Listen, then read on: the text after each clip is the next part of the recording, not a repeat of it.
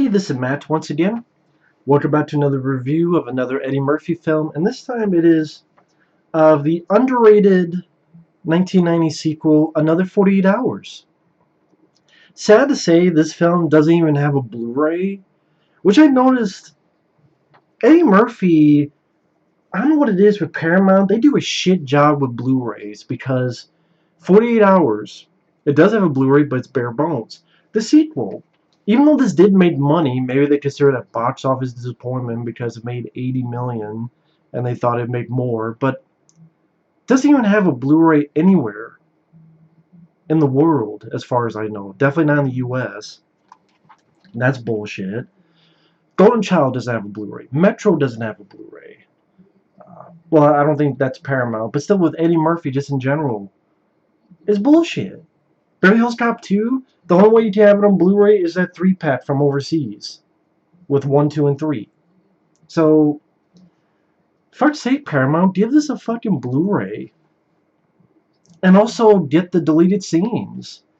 Because with Another 48 Hours, and I'll get to why I enjoy the film in a minute, but the backstory, the film, Walter Hill, he had a film that was about 2 hours and 20 minutes. And then it was cut down to 2 hours, and that was what was going to be released. Well, in 1990, Total Recall came out and was a big hit. Paramount saw that and went, oh shit, well, we need a shorter film, because shorter film means more screenings per day. If we can at least get one more screening per day, I'm thinking, no, just don't fuck up your movie and have a good film. Hey, what do I know? So they then cut out another 25 minutes on top of it, which is why this film is an hour and 35 minutes and not 2 hours. And Brion James did an interview, it's a written interview, where in the first cut he was the third lead, and now after everything that was cut out, he was pretty much a glorified extra. And he was really bummed out about that. And he said after that, I didn't really give a shit about films and what happened, because that is a real big gut punch when you're the third lead and then all of a sudden they cut all this stuff out. And so of course people saw the film and they talked shit about it because they noticed plot holes, inconsistencies. Oh, Brion James, who had a role in the first film, he's the villain. It seems out of blue. Yeah, it seems out of blue because he cut 25 minutes out of it, and then on top of that it was 2 hours and 20 minutes. And then it was 2 hours and then he cut another 25 minutes out. So I would love to see that deleted footage. In fact, if you go on YouTube, you find a TV spot. There's a TV spot where Nick Nolte and Eddie Murphy, they're punching the shit out of this guy. That's nowhere in the film. Again, if you look up Another 40 Hours TV spots, in one of the TV spots, you have Nolte hitting the guy, then Eddie Murphy hitting the guy, the same guy. You're like, where's that scene? What is that scene? What was that scene dealing with? What was that scene a part of? I would love to know, but we'll never know because so many times you have these cuts and we'll never see them. Like the cut to Cobra with Sylvester Stallone, the extended cut. Or the missing scenes of Maximum Overdrive. Or this one. We'll never fucking see it, and that fucking sucks. Because studios like Paramount are a pair of pitches. A pair of bitches. See, a pair of pitches just like to pitch and pull. Like to pitch dicks in their fucking mouths and pull them out of their asses. So they're a pair of pitches, they're a pair of putts, and they're a pair of pricks, and they're a pair of bitches. Fuck Paramount. With that said, I do like the film. Yes, my one complaint, one of my few complaints, it goes a bit too much like the original. They both end with Eddie as a hostage and Nick Nolte has a gun. In the first one, he shoots the bad guy. In the second one, he shoots Eddie to get out of the way, then shoots the bad guy. Both have scenes where they rouse a bar and to get information. They both have scenes where they go and they meet with the bad guy's girlfriend to try to get information. They both have scenes where Eddie Murphy's in jail and he says, Roxanne. So there's a lot of deja vu to the point some people probably thought it was a remake of the first film, although it is a sequel.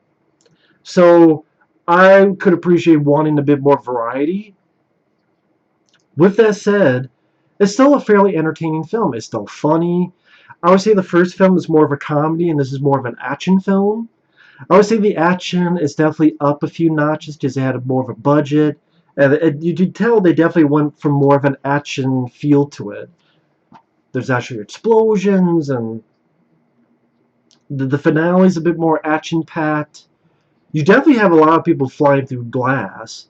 Like if you count how many times, like make it a drinking game, how many people fly through glass in this movie, and you'll get drunk. But I liked it. This was well shot. It was fun to watch. I thought Walter Hill did a capable job directing.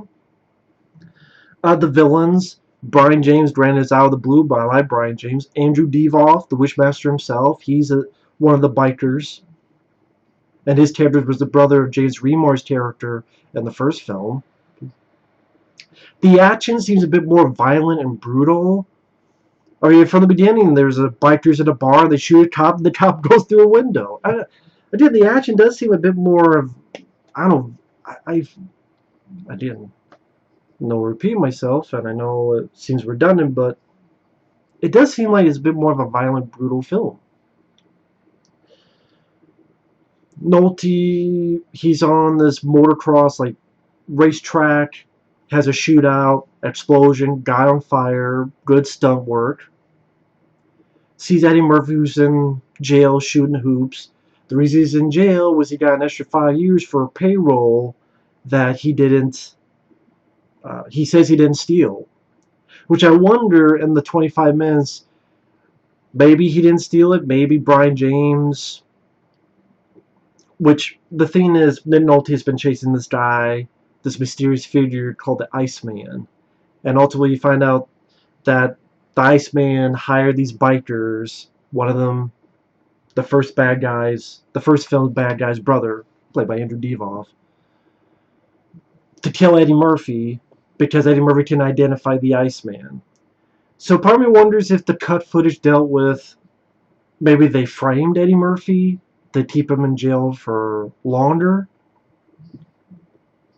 Because he says he didn't steal the payroll, but it is sad that he's still in jail for 5 years. Like, I don't know if you needed him to be in jail still.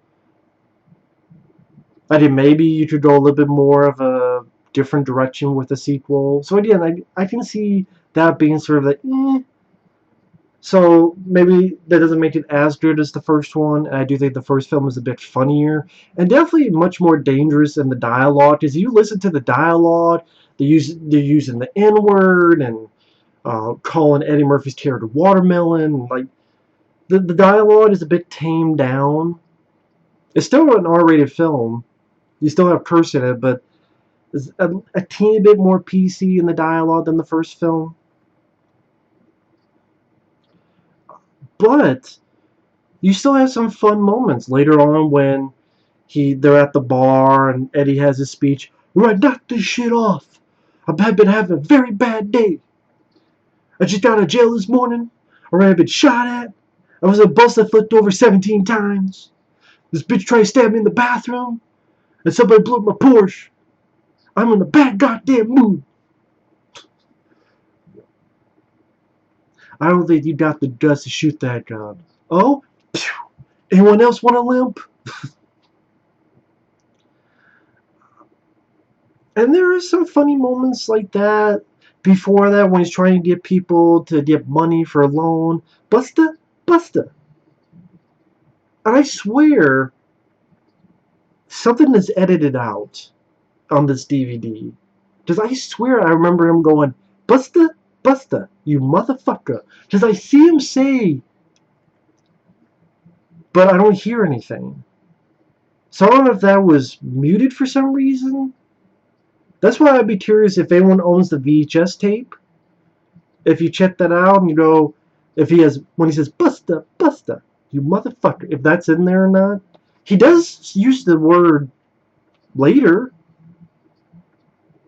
Because he's calling other people. You have a funny bit where it's like, bored again? Really? I'm surprised. Well, I mean, I was there when you beat the bitch up. Another one where he says, hello? You black motherfucker. So that stuff's in it, but that one bit was like, Busta, you motherfucker. Like, If anyone has the VHS, you let me know if that motherfucker is in there or not. Maybe I'm just imagining things. But that's still a pretty damn funny sequence. Before that, they go up to Eddie's car, which is parked outside of Ned Nolte's house, and the car gets blew up. That's a damn shame. They blew my goddamn car. All I had to say it's a damn shame. No car, no money. You're having a bad day. And most of all, what makes this film still work is these two still have great chemistry with each other. They still play off each other fairly well. They have some nice rapport with each other, some nice back and forth with each other. The action scenes still work, hard-hitting 90s fashion. Again, people get shot. Again, a lot of glass getting thrown about. I like the bit in the bar where even Nick Nolte says, it's a damn cliche, get in a bar fight. People, slamming with the bottles, and then he slams the bottle on a guy's head. And then Eddie Murphy has a nice move where he takes the thing, slams it down on a guy. And that's where he gets in that big speech.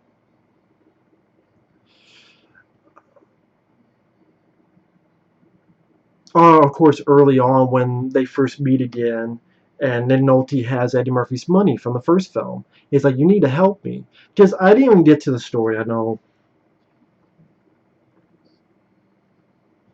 Nick Nolte, the shootout happens at the racetrack, a motocross track. They can't find the gun. He's up for internal affairs. There's going to be an investigation. And apparently, the original idea was that his original investigation was 48 hours. Like, he had that much time. But that part of that stuff that was cut out, you don't get that. So, when it's called another 40 hours, and you're wondering, where does the another 48 hours comes from? That's where it is.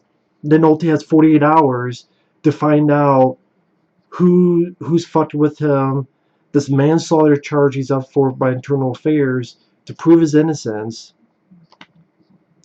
But you might not get the gist of that because shit was cut out. And he realized that the guy he shot and killed had a picture of Eddie Murphy, so they're trying to kill him. He sees Eddie Murphy. Eddie Murphy's like, hey, I thought you were my friend. You haven't been by. He's getting out in a few days, a few bits, and Nolte's like, well, I'm not ever giving you money unless you help me. And Eddie Murphy hits him with a basketball and punches him. That was a fun moment, hitting him in the face with the basketball. And then later on, after that bar scene, Nick Nolte's being pissed as a kid, like, goddamn bar fight. Shit. Hey! Sucker punches Eddie Murphy. What the fuck was that for? That was for the basketball. Now we're even.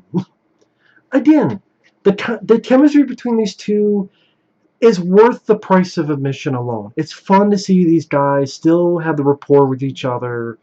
There's still some good action scene thrown in. There's a shootout where they're trying to get to these bad guys. The bad guys are on motorcycles. They even crash through more glass.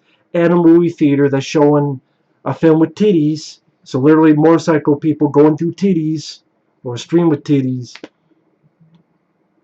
And again, there's some nice dialogue. Eddie Murphy has a line where, well, you know what? If shit was worth something, poor people would be born with no assholes. Edo Ross, who was in The Hidden. He was the bad guy in Red Heat. He has an appearance in the film. Nice to see him in there. Like I said, the shootout in this club, I thought was well shot. Andrew Divoff, his character, Eddie punches him and he goes out. Nice free fall onto, I think it's a water truck. I believe it's a water truck. Which I thought gave a nice visual style to that death scene. And maybe it was on purpose that they were redoing stuff from the first film because they wanted to, like, you think it's going to go this way, but it goes this way. Like the ending, you think he's going to just shoot the guy again, but then Eddie goes, I'm having a bad day. Yeah, just shoot me, Jack. Shoots him, and then Eddie Murphy's face, like, it is pretty funny. And then he goes into the ambulance. And thing in the first film, and even in this film, he keeps trying to steal Nick Nolte's lighter. Ultimately, he does. And yeah, that good song. The boys are back in town, which they used for the marketing, which was a good choice. But yeah, when this film came out, it didn't do that well. Critics took a shit on it. People like, eh. And I thought it deserves a little bit better than eh. It's a pretty entertaining film. I do think it's a worthy sequel to the first film. Again, I do think the first film definitely is a funnier movie, but this still has quite a few funny moments in it. Again, that chemistry is still there. There's some nice pieces of action. There's some decent directing style from Walter Hill. It's still a hard-hitting R-rated action film. It's not pussified. It was cool to see people like Andrew Divoff and Brion James and Edo Ross in there. The score, I think James Horner did the score for this again. Yeah, he did. Does a decent job on the score like he did in the first film. I thought it worked well for what the film. Like, it's not one of James Horner's best scores, but I thought fairly decent score fit the film well.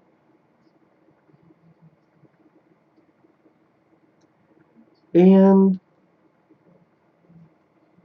again, my only issues is I would love to see that uncut footage, which we'll never see, because people could pick out like plot holes and like, yeah, what about this, that. I'm not the best at doing that, so it didn't bother me too much.